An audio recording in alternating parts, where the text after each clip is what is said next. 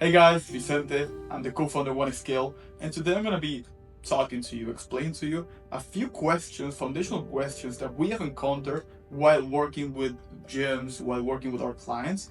Because look, I want to be clear, I do not run a gym, so I cannot tell you how to run a gym, but I work 24 hours with gyms, 7 days a week. I have an idea where the bottlenecks are and how you can actually find a solution to those problems.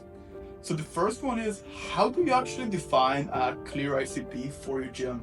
I would say, from my honest opinion, from not running a gym, but with working with gyms, the right way would be to, you gotta understand that you cannot serve the whole market. If you're trying to appeal to the whole market, you're pretty much talking to nobody, right? And that game of actually doing marketing for everybody or doing just regular free visits, it's a game more for franchises.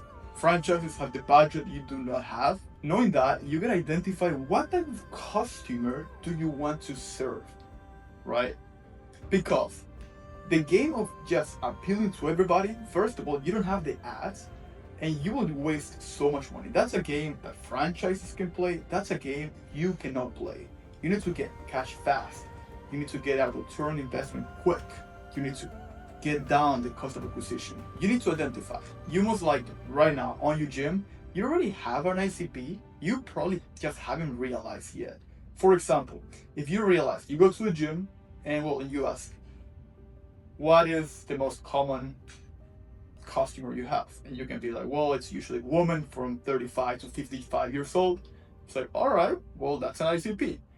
The thing is, you gotta nail down that ICP, especially if you're running ads. Go to the customers and be like, oh, this guy was a pain in the butt to work with. This guy was pretty awesome. And while you do that with all your customers, so you can have an idea, obviously not with the 300, 400 members, but you will have an idea of what customers you get the most money off, and it was fun to work with.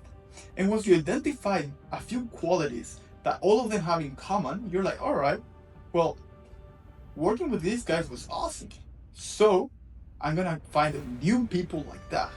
And once you identify those qualities, you can identify their specific pain points. So for example, you can say like, oh, I wanna work with overweight woman from 55 to 60 years old, right? And you can be like, well, maybe at that age, you can tailor your 6-week challenge more like, okay, I'm gonna take care of your injuries. I don't know, you just need to appeal based on their problem. I'm not 55 years old, I'm 23. So I don't know what that type of customer problems are, but I guess you might have a pretty clear idea if that's your ICP. So once you do that, you identify the qualities that you want to the ICP, then you identify the problems, and then once you run your ads or your offer pretty much, you create a pretty good solution to each of the problems you listed. And once you do that, and you're gonna start running ads, your offer is gonna be super tailored to your ICP, and they're gonna see the ad and they're gonna be like, damn, these guys know what I'm going through. These guys understand my problem. And guess what? Your conversion rate is gonna be so much higher if you just go there to market and be like, hey, I run a free visit for everybody. Now imagine you run a 6-week challenge. You say, okay, I run a 6-week challenge for women, 55-year-old who have lower back pain, 40% fat percentage.